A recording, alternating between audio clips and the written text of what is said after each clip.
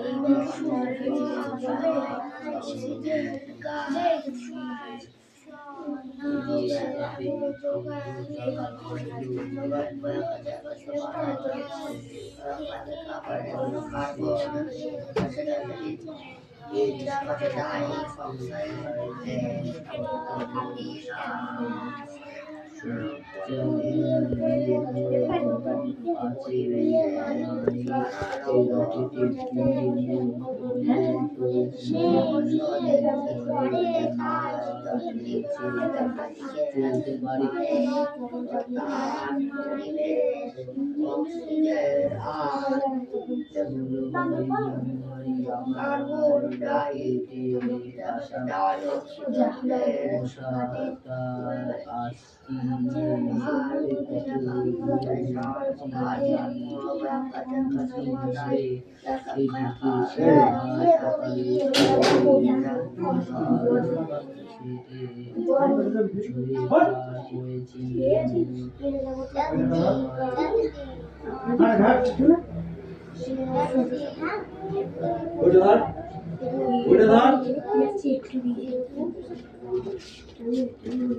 কোথায় যাচ্ছিস তুই? কোথায় যাচ্ছিস?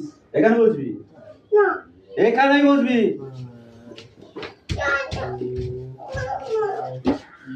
বস বস বসে বই বার কর। তোকে অনেক তালানো হয়েছে। সেটা বইটা বার করো, বইটা বার করো। পিঠে ধুমধাম করে সাঁট দেবো কিন্তু। ওর ব্যাগে রাখো, বই বার করতে একটা, বই বার করে দে।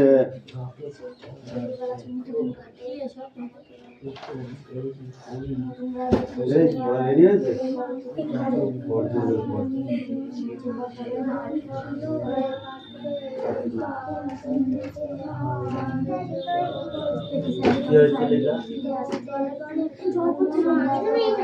এবার মুখস্থ না দেখে বলতে হবে। ডাঙা দেখি, ডাঙাতেও চলি আমি, ডাঙাতেও চলি আমি। আকারে আকারটা এখানে কেন? আকারটা এখানে হবে। এখানে এতখানি বর্ডার থাকলে কোথাও চলে যাবে।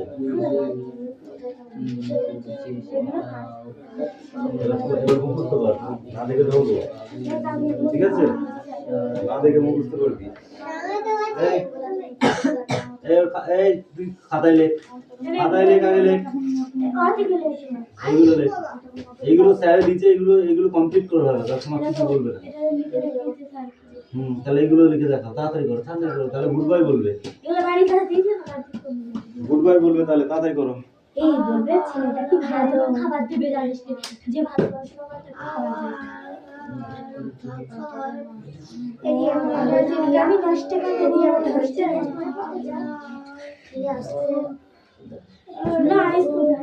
আসতে সন্ধ্যা হয়ে যাবে, আসতে সন্ধ্যা হয়ে যাবে, আমার যে সারা সোনা মাঠে আবার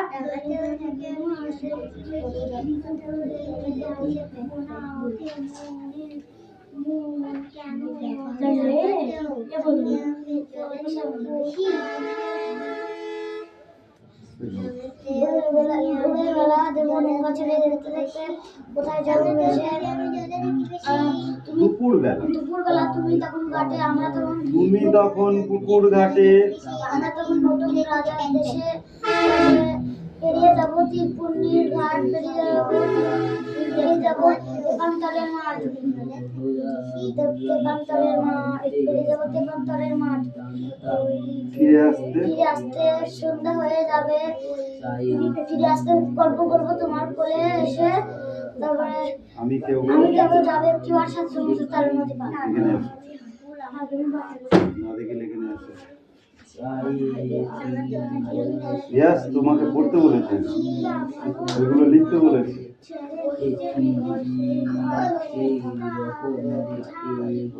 ওই কথা বলতে নেই ঠাকুরে রাগ করে না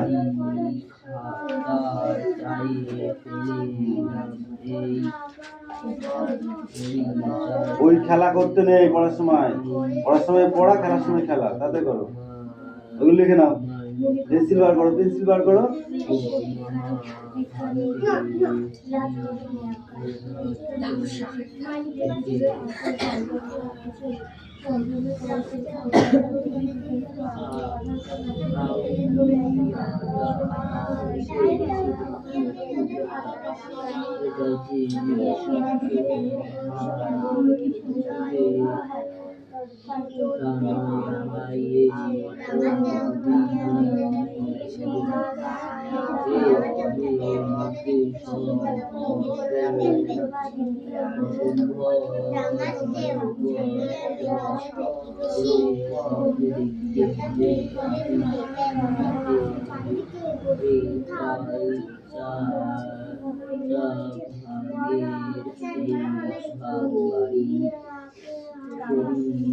পড়া হবে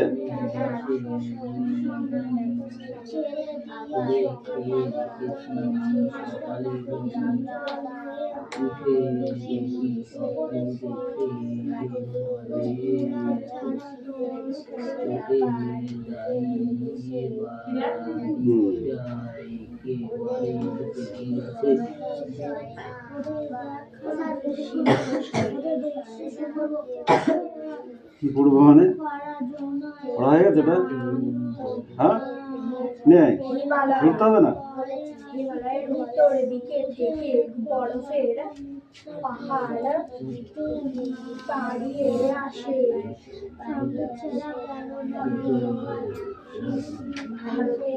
গাছের কাছ থেকে আমরা যেসব জিনিস পেয়ে থাকি ঠিক আছে তার ভেতরে আমরা যেসব জিনিসগুলো পেয়ে থাকি তার ভেতরে দুটো তিনটে নাম বলো দেখি গাছের কাছ থেকে আমরা যেসব জিনিসগুলো পেয়ে থাকি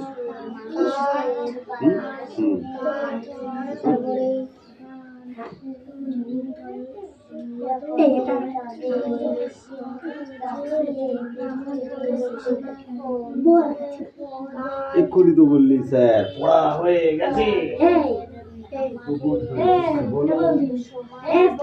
বলবা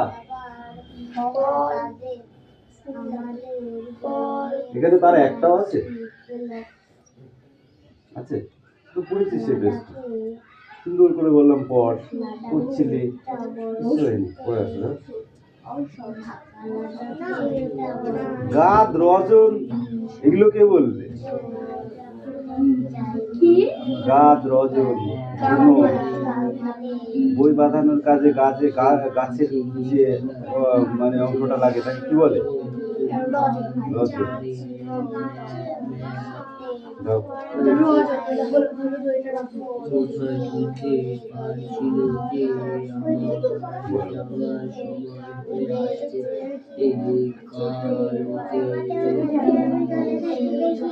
ডাঙাতেও চলি আমি ডাঙাতেও থাকি না ডাঙাতেও চলি আমি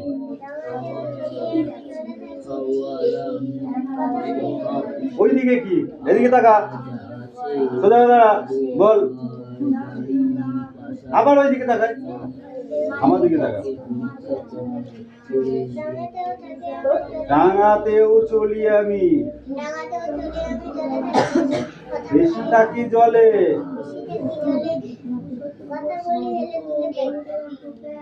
দুটো লাইন শুধু ভালো হয়েছে আর উপরে দুটো লাইন ভালো হয়নি ডাঙাতেও চলি আমি বেশি থাকি জলে কথা বলি হেলে দুলে প্যাক প্যাক বলে খাল বিল দাঁড়িয়ে সাদা এক পায়ে সাদা এক পায়ে মাছ ধরি এক মনে মাছ ধরি এক মনে খাদা নেই গায়ে খালি গায়ে খাল বিলে দাঁড়িয়ে খাল বিলে দাঁড়িয়ে সাদা এক পায়ে সাদা এক পায়ে মাছ ধরি এক মনে মাছ ধরি এক মনে খাদা নাই গায়ে সাদা নাই এটা বললেন সেটা বললেন।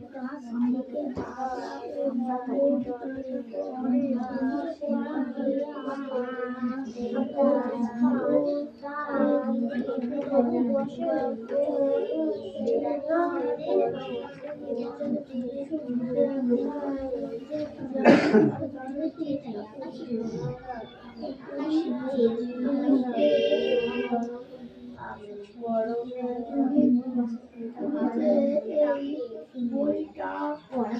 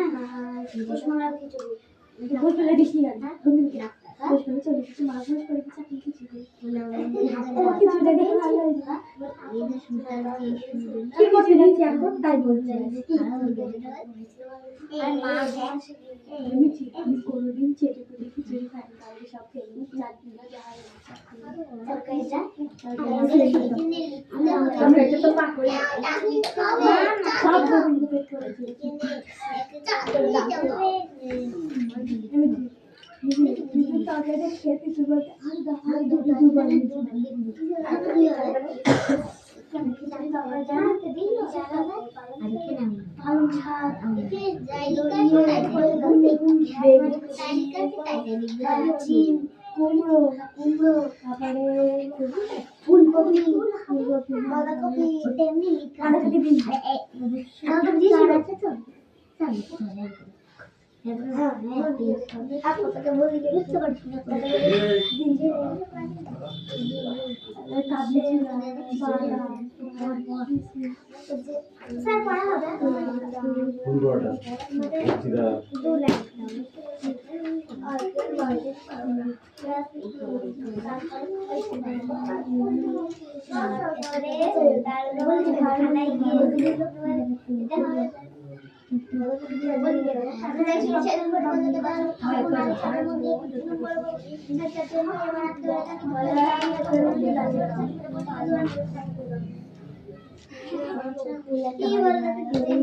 হারমোনিয়াম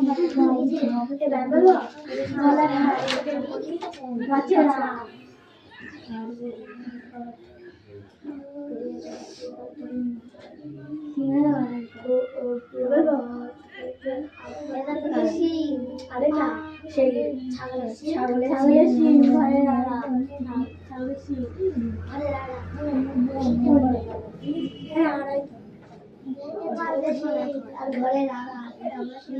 আমাদের ঘর কেন আমাদের কোন আমাদেরকে আমাদের আবার গেট নেই কাবাডি বানান কর আমি বলবো কে বলবি রে আমি বলবো এই চুপ না করা আর পাই এবারে বাড়ি কাবাডি এই বাথরুম তুমি তো বয়কা তুরুম বাথরুম বালতি বালতি বালতি বয়কা উল্টো পাল্টা লাঠি এই কাবাডি বানানো খাওয়া খাও আর আমাদের কাবাডি বয়কা খাওয়া খাও আর আমাদের বাড়ি কাবাডি এখন কিটা বলছে ধ্যান না বলি কানে কানে বলে বলে দাও রে এটা বানানো আর আমি আমাদের কি করে মারবো গাছে হারমোনিয়াম হারমোনিয়াম আর কিছু এসে আমার কি সুন্দর একটা ছবি দেখলাম না বাড়ি ঘুরিটা ঠিক আছে নিজের বাড়িতে তিন দেখবে কি বলে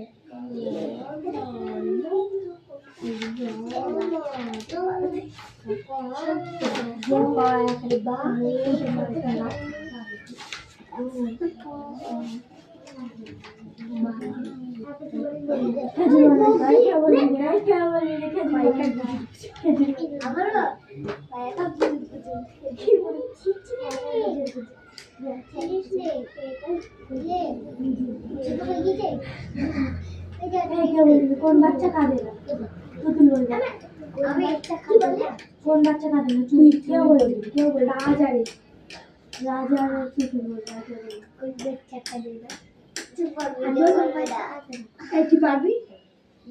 পারবি কিনা বল কার বাচ্চা জানিস পেন্নির বাচ্চা ও হবে না বলবি না হবে না তো এই পেন্নির বাচ্চা এই তুই পারবি না না না পারবে না চৌ বাচ্চা কাঁদে না চৌ বাচ্চা কোন দেশে তুই যেতেই পারবি না কোন দেশে সূর্যের কাছে কেমন দিবে আমি বলবো সন্দেশে কোন পান তুই জীবনেও খেতে পারবি কোন পান তুই জীবনেও খেতে পারবি আগুন পান আগুন পান নাম খেয়েছি বলবো মুভি হচ্ছে জাপান কোন চাবি খেতেই পারবি কোন চাবি খেতেই পারবি গাঞ্জা কোন বেল খেতেই পারবি কোন শাড়ি পরে কোন বেল তুই খেতেই পারবি রে মাথার বেল সাইকেলের বেল এই কোন শাড়ি পরে ও বেল তোর আমি মারব তোকে পারবি না বলবো আমি তো পড়ি কোন ধান থেকে খেতে পারবি কোন ধান আমল ধান বল বলবো পারবি তো সাবধান বল কোন বলবো পাখি কি হবে এই ঘরটা তুই খুলতে পারবি হ্যাঁ বলতে কোন মা ভাত দেয় না বল সিনেমা বল দেয় ভাই আমাকে ডান্স করে দিচ্ছে এবার আমাদের কর্নার টিভি ও আমি তোদের পয়সা ঢুকিয়ে দিয়েছি বড় হচ্ছে না না আচ্ছা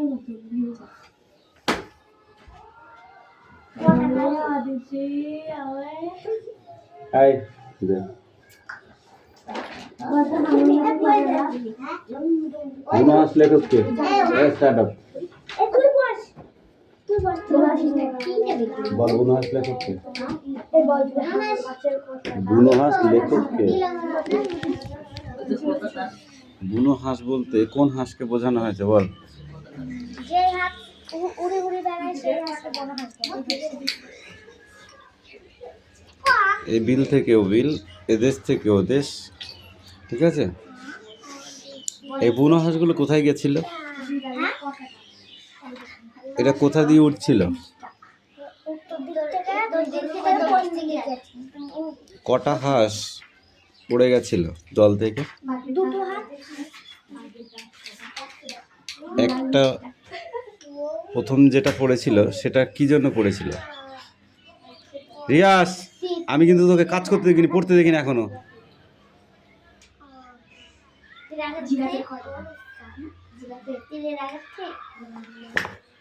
হাত পাত, তীরের আঘাত খেয়ে তুই বল। হাত পাত, তাম্বুর ভেতরে ডানা জখম হয়েছিল, ডানা জখম হয়েছিল, ঠিক আছে? তাই সে উঠতে পারছিল না, তাই ঘুরপা খেয়ে দল থেকে পড়ে গেছিল। আর ওর পিছনে পিছনে আর একটা হাঁসও নেমে এসেছিল, ঠিক আছে? ওই ডানা জখম হাঁসটাকে কারা নিয়ে এসেছিল বল? ডানা জখম হাঁসটাকে কারা উপকার করেছিল? তার মানে বল। আচ্ছা, পয়া হয়ে গেছে, পয়া হয়নি না, ধরো যাও পয়। জোয়ানরা নিয়ে এসে তাঁবুতে রাখলো। তাদের যে হাঁস মুরগি ছিল, তাদের যে মুরগি ছিল, সেই মুরগির খাঁচায় যে ওই বুনো হাঁসটাকে রাখলো, এবং তারপরে ভালো হাঁসটাও হেঁটে ওদের তাঁবুতে চলে আসলো পরক্ষণে। সব হাঁস আসলো? উল্লুক কোথাকারে! ওই দুটো হাঁসই ছিল যে ওখান থেকে ওদের খেত, ওই মাছের টুকরো দিত, তারপরে সবজি আনাজের টিনের মাছ, ভুট্টা দিত, আনাজপাতি সবজির টুকরো দিত। এই খেয়ে খেয়ে বড় হয় এবং আস্তে আস্তে হাঁসটা ডানা সেরে যায়। তারপরে একদিন জওয়ানরা ডিউটিতে যায়, তখন সেই হাঁস দুটো চলে যায়। তখন জওয়ানরাও বুঝতে পারে যে আমাদেরও দেশে ফেরার টাইম হয়ে গেছে। যখন আকাশ দিয়ে বুনো হাঁসটা উড়ে যায়, তখন ওই হাঁস দুটো দেখে প্যাক প্যাক করে, তাই না, উড়বার চেষ্টা করে, এবং একদিন সত্যি সত্যি তারা উড়ে চলে যায়। এই পরে নিয়ে এসো। কিসের জন্য হাতে মোড়া লেগেছে? হ্যাঁ, কোথাকার তক্তা?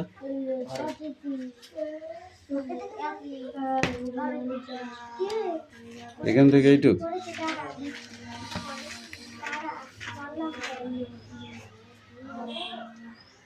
দোসরা জানুয়ারি রকেট নিয়ে কি চিন্তায় ছিল বল?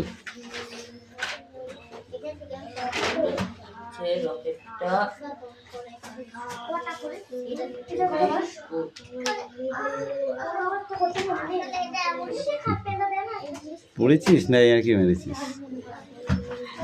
কিচ্ছু হয়নি।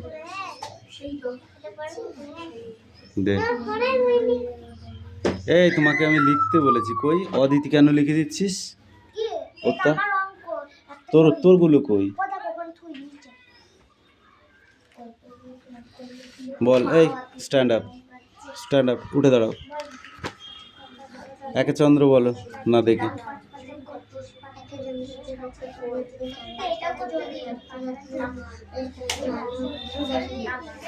তারপর কেন? 1 10 1 11, তারপর 1 10 2 12, 1 10 3 13, 1 10 4 14, 1 10 5 15, 1 10 6 16, 1 10 7 17, 1 10 8 18, 1 10 9 19, 2 0 20, 2 10 1 21, 2 10 2 22, 2 10 3 23, 2 10 4 24, 2 10 5 25, 2 10 6 26, 2 10 7 27, 2 10 8 28, 2 10 9 29, 3 0 30। এই 30 পর্যন্ত কালকে মুখস্থ করে আসবা, ঠিক আছে? সেটা এই রিয়াস, তুই তোর কাজ কর। এই রিয়া, পড়া দেয়, পড়া নে।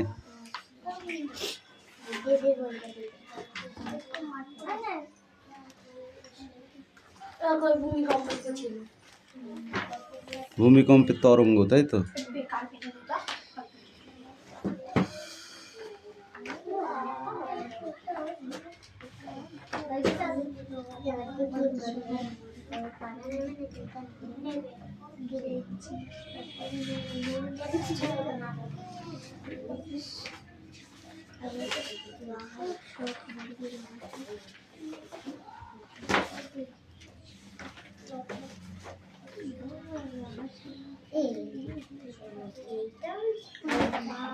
ভূমিকম্পের তরঙ্গ কিভাবে সৃষ্টি হয় বল? কেন কেন মুখস্থ হচ্ছে না? ভূমিকম্পের তরঙ্গের গতিবিধি লক্ষ্য করে বিজ্ঞানীরা পৃথিবীর অভ্যন্তরের সম্পর্কে তথ্য সংগ্রহ করেছেন। তরঙ্গগুলো বিভিন্ন ধরনের পদার্থের মধ্য দিয়ে প্রবাহিত হওয়ার সময় কখনো দীর্ঘ, কখনো ক্ষুদ্র, আবার কখনো দ্রুত বা কখনো ধীর গতিসম্পন্ন হয়। কম্পন তরঙ্গগুলোকে PS অর্থাৎ প্রথম ও দ্বিতীয় পর্যায়ে গৌণ ভূমিকম্প কতক বা গতিতে যাচ্ছে, কিভাবে অভিমুখ পাল্টাচ্ছে, এসব কিছুই পৃথিবীর অভ্যন্তর সম্পূর্ণ তথ্য দেয়। ভূমিকম্পের পি তরঙ্গ বা ভূতরঙ্গের কঠিন তরল যে কোনো মাধ্যমে মধ্য দিয়ে প্রবাহিত হয় বলে হতে পারে, কিন্তু এস তরঙ্গ বা অধতরঙ্গর মধ্য দিয়ে প্রবাহিত হতে পারে না। এই ভূ মানে কি? ভূমির তলায় যে কেন্দ্র, একটা পেঁয়াজ কাটো, কেটে দেখো ওর ভিতরে কি আছে। একদম ছোট একটা ভিতরে ছোট একটা আছে তো কেন্দ্র, স্তরে তরে সাজানো। পেঁয়াজগুলো কি স্তরে তরে সাজানো।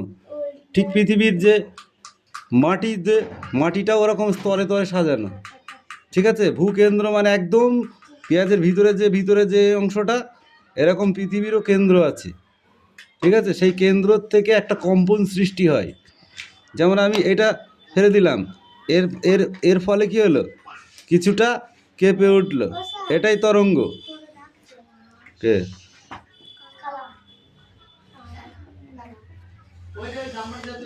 হবে না? এখন পারবো না, একটু পরে পড়াচ্ছি এখন।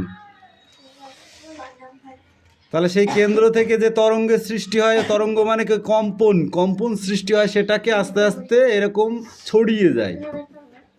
ছড়িয়ে যাওয়ার পরে যখন আমি জলের ভিতরে একটা ঢিলা ফেললাম, ঢিলাটা তো এইটুকু, জলটা যখন জলের ভিতরে যখন ডুব করে ডুবে যাবে, তখন কতটুকু হবে? এতটুকু ফুটো।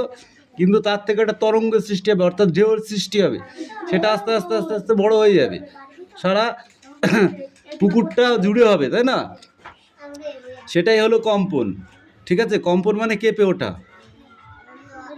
সেটা পৃথিবীর ভূকেন্দ্রর ধস নেমেও হতে পারে, বড় কিছু উপর থেকে এসে পৃথিবীতে পড়ার ফলেও হতে পারে।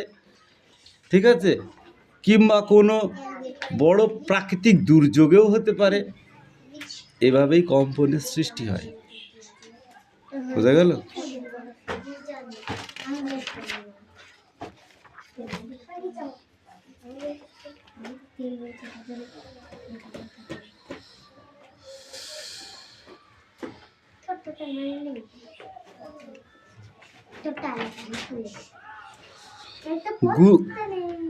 বলো, ভূমিকম্পের তরঙ্গ বা আগ্নেয়গিরির অভ্যন্তর প্রধানত কয়টি? কি কি?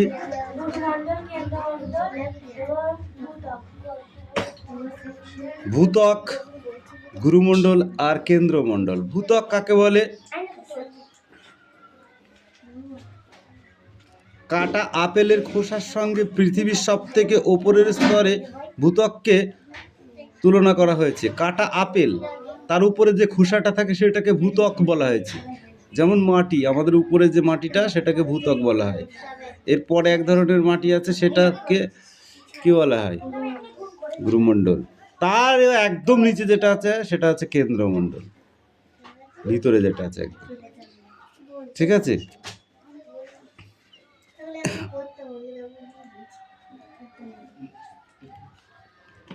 ভূত্বক কত নিচে অবস্থিত? মহাসাগরের নিচে 5 কিমি বা মহাদেশের নিচে গড় 60 কিমি গভীরে ভূত্বক আছে। সীমা কাকে বলে?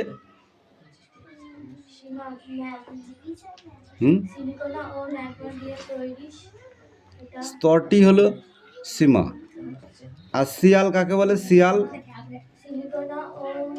প্রধানত ব্যাস্টল জাতীয় আগ্নেয়শিলা এই স্তরে গঠন করেছে। আর অ্যালুমিনিয়াম দিয়ে এর ধরন 2.9 গ্রাম ঘন সেমি। মহাদেশের নিচে প্রধানত সিলিকন অ্যালুমিনিয়াম দিয়ে তৈরি। ভূত্বকের উপরের স্তরটি হলো সিয়াল। দেখি দেখি বল ভালো করে পড়তে হবে, এরকম পড়ে করে পড়লে হবে না। গুরুমণ্ডল কাকে বলে? এইটুকু দিয়ে আসছিল এই যে। ভালো কথা, এখান থেকে পড়া। এইগুলো কিন্তু খুব ইম্পর্টেন্ট পড়া, পরীক্ষায় এখান থেকে গিজি গিজি করবে প্রশ্ন। হ্যাঁ ধর, এই যে মিঠি বাবু, আপনার পড়া হয়েছে?